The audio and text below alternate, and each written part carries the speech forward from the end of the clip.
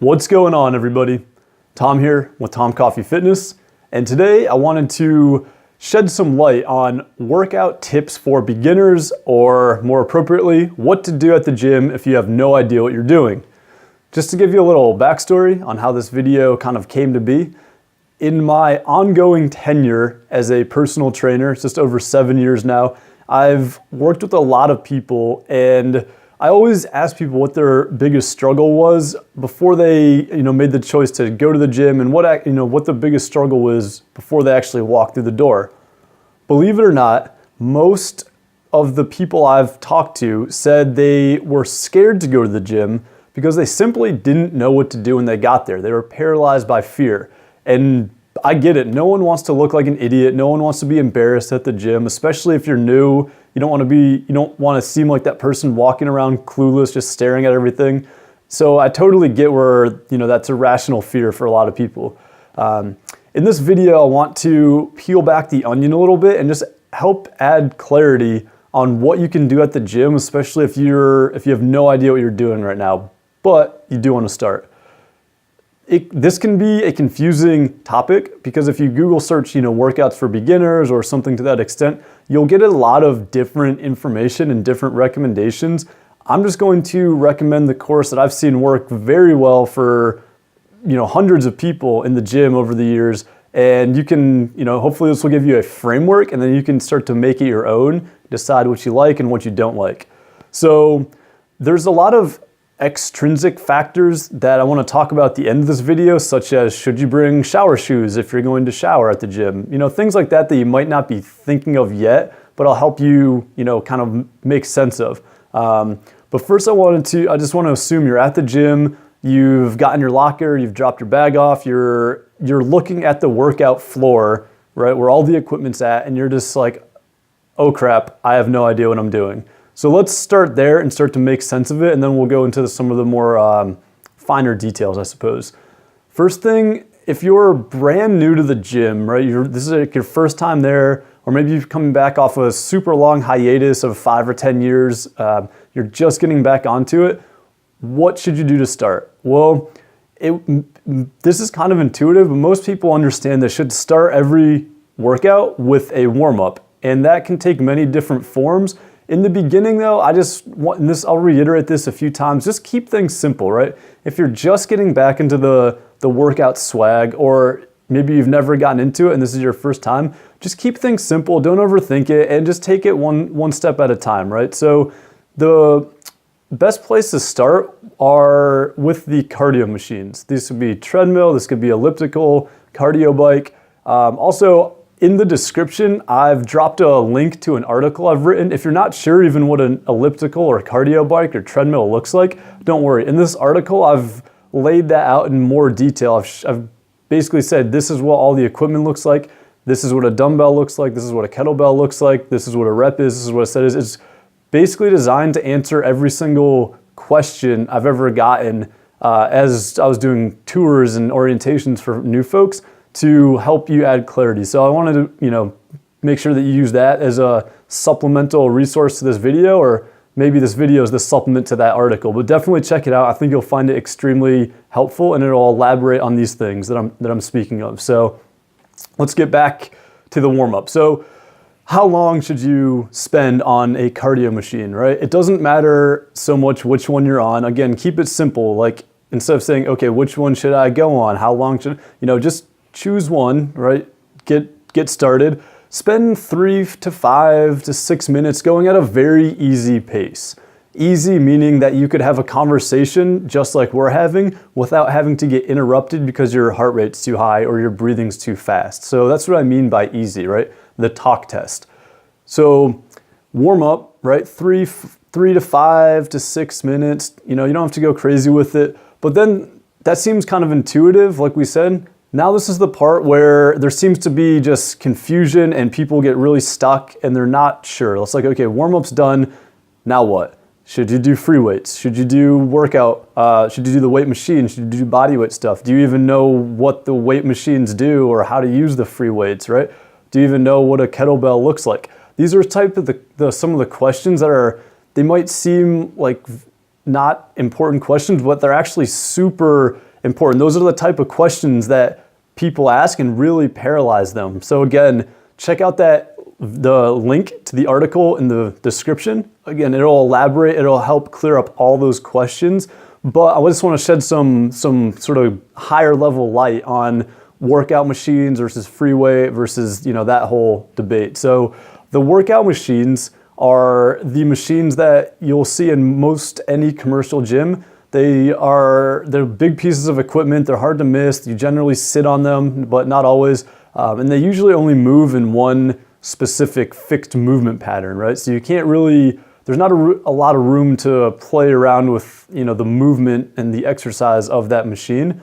For example, the shoulder press machine where you press overhead, you can pretty much only go up and down. So if you're brand new to the gym, I recommend spending at least, a few days, maybe the first week or so, just kind of getting familiar with the weight machines. They're very user-friendly, they're very safe, they're very easy to adjust once you understand, just how to move the weight pin around.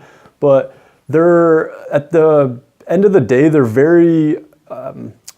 very simple and they take the guesswork out of it. And again, remember, at the beginning of your workout journey, it's important not to compare yourself to other people. Maybe the person you immediately see in your line of view has 5 years of gym experience and is just making everything look simple. Well, that's to be expected. So don't compare yourself to other people. Just get in there and get into the habit of going to the gym, right? Get on the cardio machines, go to the weight section, and you don't have to spend an hour at the gym, right? That's just a number that fits well into most business, commercial gym business models. So don't get hung up if your workout's like 34 minutes or 41 or something weird that's not 60 or 30, But yeah, so the weight machines are great. And then I would recommend spending, 1 to 2 sets on each machine for between 6 to 8 repetitions. And again, if you don't even know what a set or repetition is, check out the article. I explain all that stuff in greater detail there. But for the sake of this video, I'm assuming you read it and you know what a set and repetition look like. So again, this may seem super easy and super simple. It is, because we're trying to build the habit for you to get to the gym consistently, build the confidence, kind of get the lay of the land. And with confidence in time, you'll be able to maneuver and do whatever you want at the gym. Use the free weights, pick up the heavy weights, use the machines, whatever. But I think these baby steps are what I've seen work very well for a lot of people. So just to recap where we're at, you've gotten into the gym, you've identified where the cardio section is, treadmills, the cardio bikes, the ellipticals.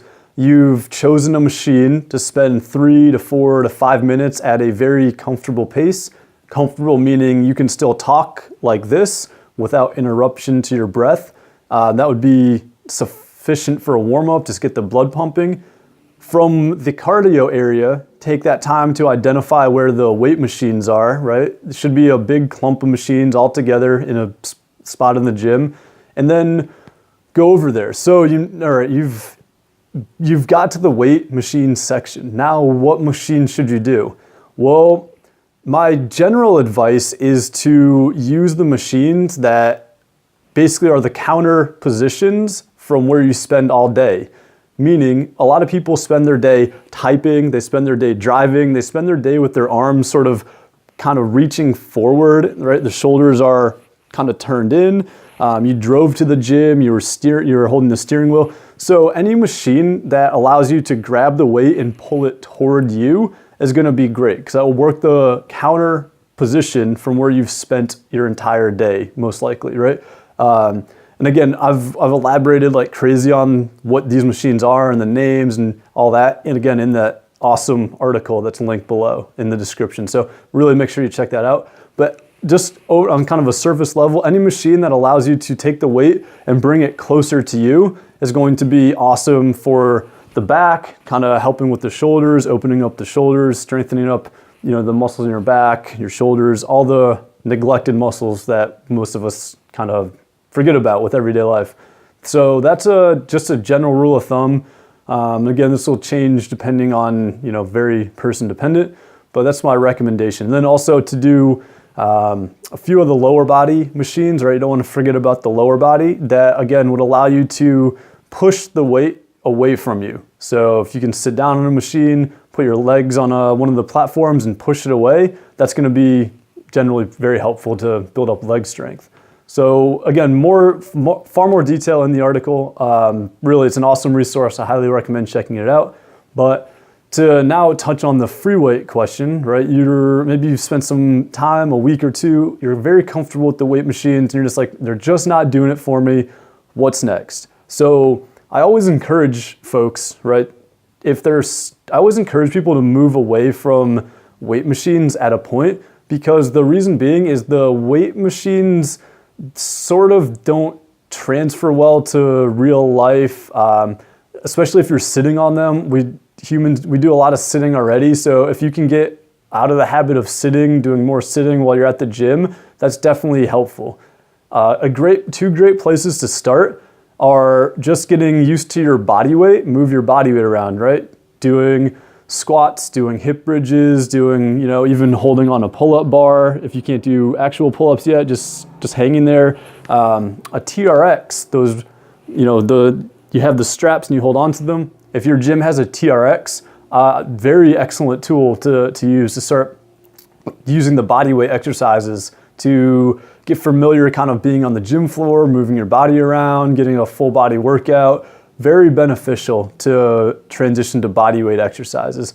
Simultaneously, or after you get comfortable using your body weight, then you could transition to something like dumbbells and or kettlebells, depending on what your gym has. And again, if you're not even sure what a dumbbell or a kettlebell looks like, put the pictures in the article for you. It's awesome. You're gonna love it. So again, highly recommend checking that article out. It's in the description there. But anyway, dumbbells and kettlebells provide a nice challenge, right? They can be full body movements. They really challenge your body in ways that machines might not be able to. They add a little bit more dynamic and versatility to your workouts, and they're really fun. So that's sort of my framework for how you can start to work out and sort of at least have an idea of what you should start to be doing or exercises you should start to be looking at, especially if you have no idea what's going on at the gym. So just to kind of globally recap to where we're at now, cardio machines, 3 to 5 or 6 minutes as a warm-up, right? Very easy pace. Weight machines, you're spending 1 to 2 sets, going for like 6 to 8 repetitions per machine. The best machines, in my opinion, for the upper body are ones that allow you to push weight away from you. Pull weight in towards you. The reason being is because you spend the day sort of pushing things away from you. So we're trying to work those counter positions, work the muscles of the back and shoulders, right? And then also any of the machines that allow you to, for the lower body, press the weight away from you in that sense. So those are sort of my higher level recommendations.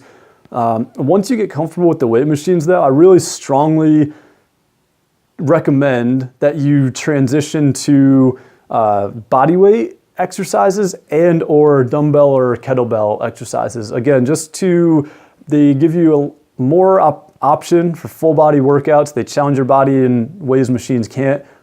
They get you away from being just sitting at the gym when you probably spend a lot of the day sitting anyway. They get you moving, they're fun, they're versatile. So really can't speak highly enough about bodyweight and kettlebell, dumbbell exercises. And then that's it. You can stay there for a while, right? You can definitely stay there for a long time, or you may even never need to go, and try anything else. So that is, and then just one kind of final thing on the workout piece. Don't compare yourself to other people that are there, right? If you're just starting out, it's expected that you maybe don't know what's going on, or you don't know where all the equipment is or how to use something. For one, don't compare yourself to anybody else. The big fear is that if you go to the gym and you do something stupid, everyone's gonna be like, oh, look at that idiot over there. That's really not true at all. Honestly, everyone's in their own world. No one cares. People are taking selfies and putting them on Instagram and not even working out. Like, no one cares what anyone else is doing. So that's just a kind of a big workout myth that gets into people's heads. Don't let it affect you. Really, you could go there and as long as you're not like dropping weights off of a second story floor onto the juice bar or something, no one's going to care what you're doing. And they're not going to be making fun of you for it either. So don't worry about that. Just some other tips that you might not be thinking of, but can help elevate your gym experience. So let's say you have to rush out and you want to shower at the gym. I think that's a great idea. You don't want to leave the gym in the same sweaty workout clothes you showed up with. But one thing is I would recommend bringing flip-flops, right? Gym floors are pretty nasty, especially the bathroom floors. So bringing flip-flops will at least get your foot off the floor and off the shower floor. That's a big one. Bringing a dry bag to put those in, to put your flip-flops in, put your gym clothes in. You don't want to make the mistake of just letting them sit in your car, or because they might start to stink up the interior of your car or your backpack or whatever, because they'll start to make those things stink. So if you can bring a separate plastic bag or whatever, that'll be a great thing to put those flip-flops in, put the sweaty gym clothes, so you don't have to smell yourself after you're done at the gym and showered. Another thing that people often for the guys that often forget is a razor. If you need to shave while you're at the gym, make sure you have a razor. Most gyms do not provide those for you. Also toothbrush, if you have to go to work or to a meeting or you're doing it at lunch, toothbrush is a good one. Soap and shampoo, little travel size. Basically, if you put together a travel size travel bag, right, with the small shampoos and the soaps, that's great. Some gyms have soap and shampoo provided, some gyms don't, but most gyms should have a shower. So if that's an important feature, make sure your gym does have a shower at least. Other things you might experience at the gym are personal training offers to like have your first 3 sessions for $100 or something with a personal trainer. That's up to you if you want to take those or not. I think they can be a valuable way to accelerate the learning curve, especially if you're not sure what you're doing and you're trying to figure this out just by watching, awesome YouTube videos. And for that, I thank you.